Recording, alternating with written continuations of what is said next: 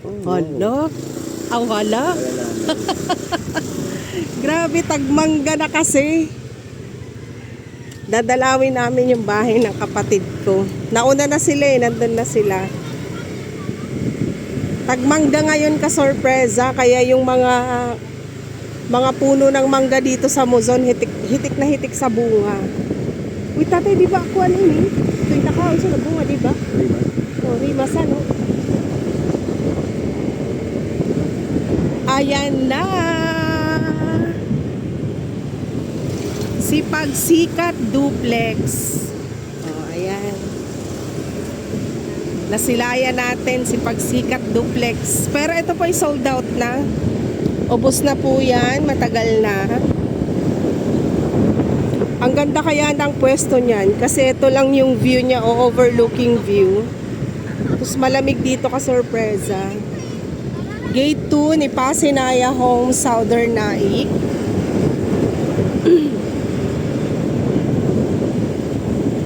Papasyalan natin yung bahay ng kapatid ko.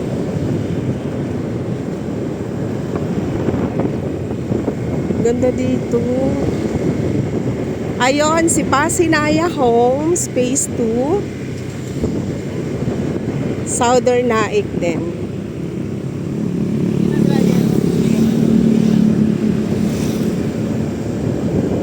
Pasok tayo mamaya sa loob ng subdivision ni Pasinaya Homes Southern.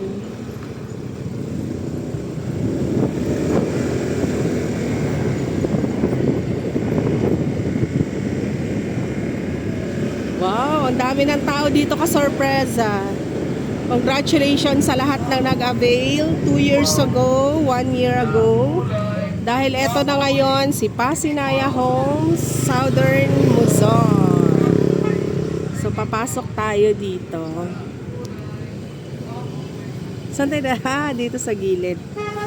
Andun yung kapatid ko. May dala silang susi. Ay!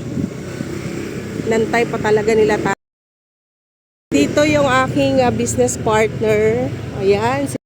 Meron tayong loam soil dyan na available.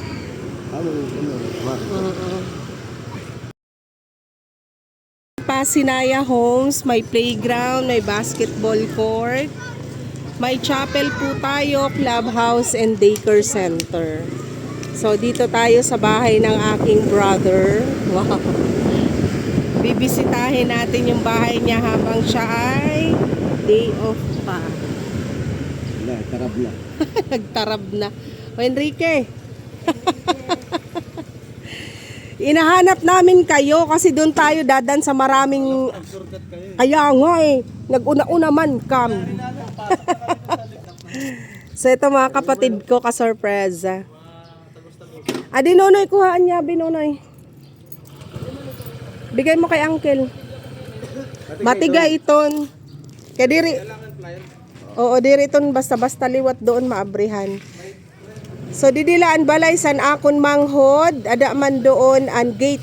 Ito na yung gate 1 eh.